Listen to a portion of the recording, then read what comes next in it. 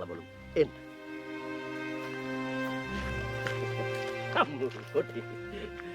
ලොකුන්නේ අපි ලොන්ඩරි ටීවී එකේ. මෙච්චර මේ සහන් රටේ ලබා දීලා තියෙද්දි ඇයි මෙච්චර දුක් විඳින්නේ? ඒක ඉතින් අපේ දෛවයේනි මහත්තයෝ දෛවයේ ලියවිලා තියෙන දේවල් තමයි අපි ඉතින් කරන්නේ. මේ ලෝකෙ මේ විශ්වයේ මේ රටේ ඕන හැමදැනකම වෙන සිද්ධ වෙන දේවල් කලින් දෛවයේ ලියවිලා තියෙනවා මහත්තයෝ. ඒව අපිට කරන්න සිද්ධ වෙනවා. ඒ ඔටෝමැටික් වෙනවා. ඒ කියන්නේ මේ දෛවයේ තියෙන නිසා තමයි මේ ඔබතුමාලා මේ දුක් විඳින්නේ. තරම මම මේ හැටියට ඇඳන් ඉන්නේ උනත් දෛවයේ ලියවිලා තියෙන නිසා. මාත් මේ හරියට ඇඳන් ඉන්නේ දෛවයේ ලියවිලා තියෙන හින්දා. හොඳයි. එතකොට මේ රටේ මිනිස්සුන්ට කන්න බොන්න නැතුව අඳින්න පළදින්න ඇඳුමක් නැතුව අපා දුක් විඳින්නේ දෛවයේ ලියවිලා තියෙන නිසා. දෛවයේ ලියවිලා තියෙන නිසා නේද? හරි හරි. එතකොට තොපි මේ මෙහෙම දුක් විඳිනකොට අරේ පාලකයෝ හොඳට කාලා බීලා යාන වාහන වල හොඳ සැප ගන්නවා සුපිරි හෝටල් වල සීත කාමර වල ඒවා. එයාලා සුපිරි හෝටල් වල සීත කාමර වල සැප විඳින්නේ දෛවයේ ලියවිලා තියෙන නිසා සහ එයාලගේ ලැබීම ඒක තමයි. එතකොට අවුලක් නැහැ. කියන්නේ එයා පාලකයන්ගේ වැරද්දක් නැහැ තොපි දුක් විඳින එකට. නෑනේ ඒක දෛවයේනේ. දෛවයේ තියෙන දේ මේක. මට ඉතින් ඔය තරහ ගන්නේ දෛවයේ කෑම. ඔය රැව්වා නේද? ඒ දෛවයට තමයි ඒක ලියවිලා තියෙන්නේ. ඔය අහක බැලුවා නේද? අර මේ පැත්තේ බැලුවා නේද? දෛවයේ. පුදුම වැඩක් නෙමෙයි. අර දැක්ක නේද? දෛවයේ. ඒ කියන්නේ මේ වෙන මේ හැමදේම දෛවය යනවා.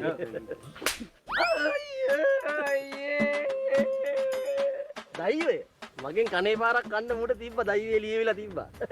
ඒකයි. දෛවයේ නෙමෙයි අයියේ මූ හිතලාමයි කියන්නේ. නෑ දෛවය.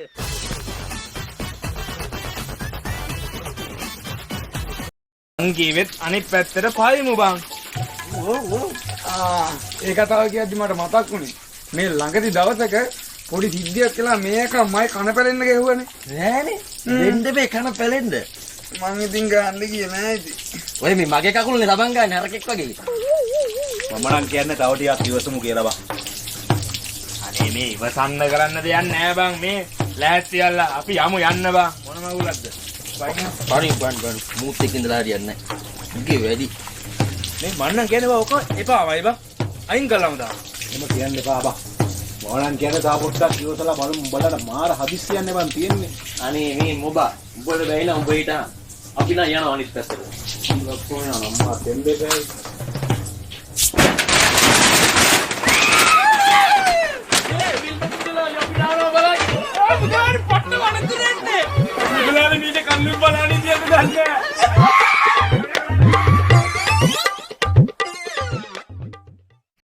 යන්න බා කියලා මමත් කිව්වනේ. මොකද කො පණ්ඩිතකමට ගියා. රණ්ඩ බැවිනම් ඕ බාර ගන්න. බලන්නද? සවතුමා. ඇයි අහිංසකයට ගැහුවේ? ගැහුවේ? යකෝ මූට එනවුස් කරන්න තිබ්බ ගානේ මූ මේ ඇම්ප් එකත් බැඳගෙන මයික් එක ගහගෙන වීල් එකේ ගම් පුරා එනවුස් කරගෙන ගිහලා මූ. ඉතින් ඒකනේ වෙන්න ඕනේ. වෙන්න ඕනේ අන්න පිළිකන්නේ ස්පීකර් දෙක. ස්පීකර් දෙක නැතුව මූ එනවුස් එකේ ගිහලා තියෙනවා. ඒ නවුට ගන්න තා වාටි. අන්න ඒකනේ.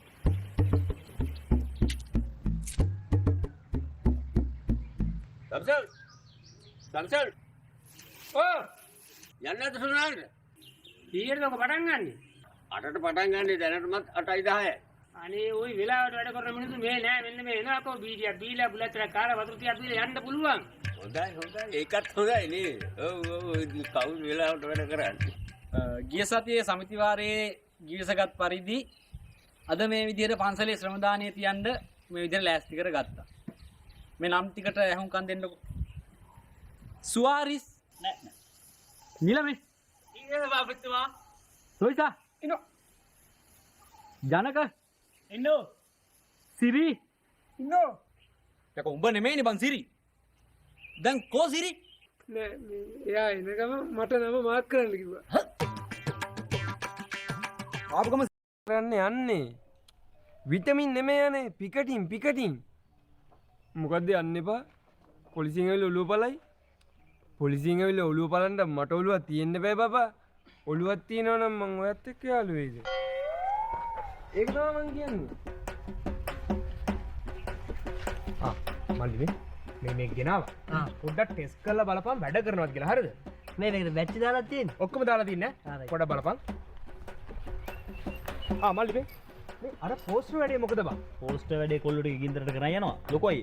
කඩු දෙයක් ගෙනාවා, යකඩ බුළු 3ක් ගෙනාවා, පෙට්‍රල් ලීටර් 5ක් ගෙනාවා, අවශ්‍ය වුණ තව පොළු දෙයක් තියෙනවා. ටයර් තිබ්බේ නැහැ. එන වාහනයක් නැවතුවා ගැහුවා ගලවලා ගමු ටයර් ටික. දැන් මට මේක කියපන්කෝ. උඹ දැන් ඔය ටයර් කඩුපොළ අරගෙන මොකද කරන්න යන්නේ? අද ඉතින් භීෂණේ විතරයි 7ක්වත් මැරෙන්න ඕන. මේ හරකෝ මල්ලේ මේ පොඩ කතා කරනවා. උට නෙවෙයි හරක කිව්වේ. උඹට කිව්වේ. මේක මේ සාමකාමී උද්ඝෝෂණයක්. ගිහිල්ලා අර පෝස්ටර් ටිකේ වැඩේ බලපන්. සාමකාමී කොහෙදයි උද්ඝෝෂණය කරේ 7ක් මැරිලා 12ක් ඉස්පිරිතාලේ යන්න ඕනේ. නාන්න ඉරිකතානේ. ලොකෝ අයියේ අපි ඇයි මේ උද්ඝෝෂණයක් කරන්නේ? ඔබට මල්ලි දැන් ඊයේ කියපු එක අද අමතකයිනේ බං. දැන් ඔබ මෙහෙම හිතපන්කෝ. අපේ ගමට වතුර ටික එන්නේ නැතුව මේ කුඹුරු ටික මැරලා ගියොත් කවුද ඒකට වග කියන්න ඕනේ? කුඹුරු ටික. මේ නෑ වතුර. යකෝ ජලපාලකයි සභාපති දෙ.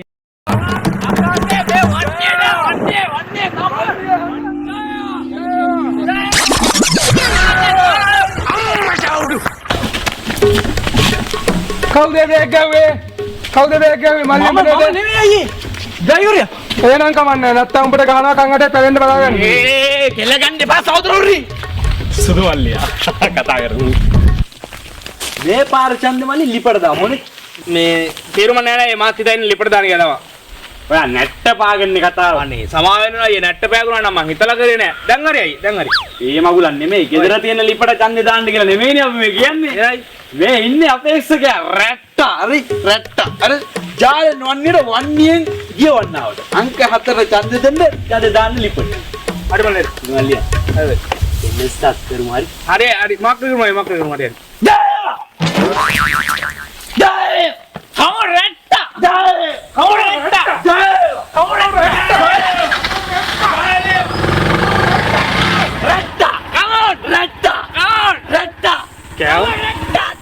කෑව මං නිදහස කාලකන්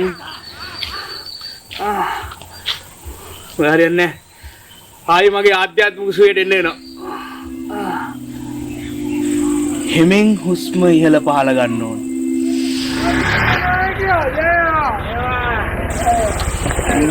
මල්ලි උඹ වෙලාවට බ්‍රේක් පාරක් ගැහුනේ නැත්තම් මං ඉපේ කුමාර පහන්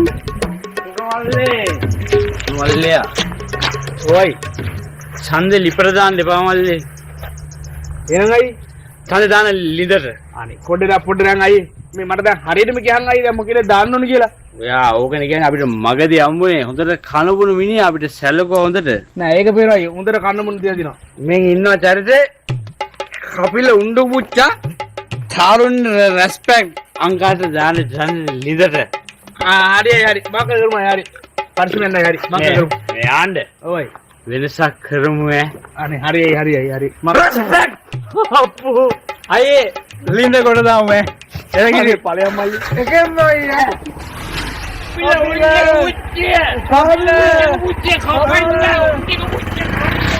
නැවත මුල සිට එන්න ඕනේ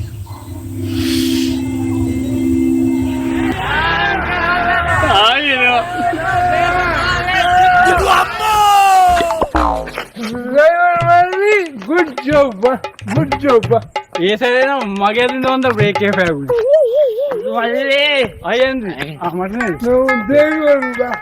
මල්ලියා හොයි යා මේ පාර ඡන්දේ බැරි වෙලාවත් ගොවි සමිතියේ සභාපති මම වුණොත් වැව හාරලා ගමේ මිනිස්සුන්ට කුඹුරු වලට කලට වේලාවට වතුර ටිකක් දීලා මුළු යායම අස්වද්දලා තමයි මම පස්ස බලන්නේ. එහෙම වැඩක් කරනවා කරන් ඉන්නේ දාපරියය තමයි. ඒ විතරක් නෙමෙයි මුදලාලි. සමිතියේ මුදල් විගණනය කරලා කළමනාකරණය කරලා විනිවිද භාවයකින් කටයුතු කරනවා. එහෙම වැඩක් කරනවා කරන් ඉන්නේ දාපරියය තමයි. ගොවි සමිතිය වැඩ විතරක් නෙමෙයි. මේ ගමේ වෙන වංචා දූෂණ ඒ සියලුම දේවල් මම නැති කරනවා. එහෙම වැඩක් කරනවා කරන් ඉන්නේ දාපරියය තමයි. දැන් බලන්න මුදලාලි මේ ගමෙත් කුඩු බෝ වෙලා.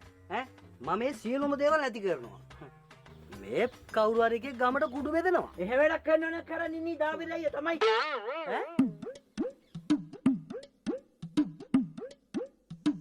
අනික මුදලාලි රෑකට බඩදරු අම්මා කෙනෙක් ලෙඩෙක් ඉස්පිරිතාලෙට ගෙනියන්න වාහනයක් තියනවද කියන්නකෝ.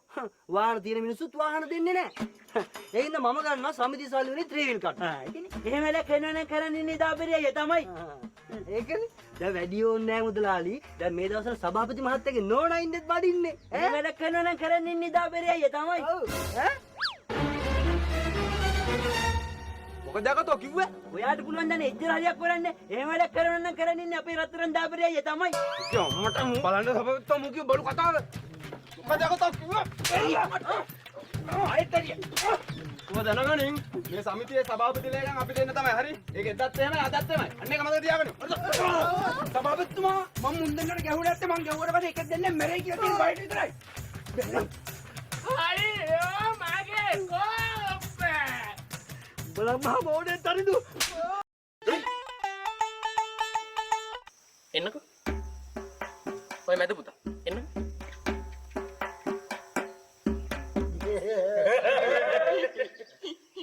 සායිදුවන්ට පොල්ල ගෙනියන්න වගේ නේ.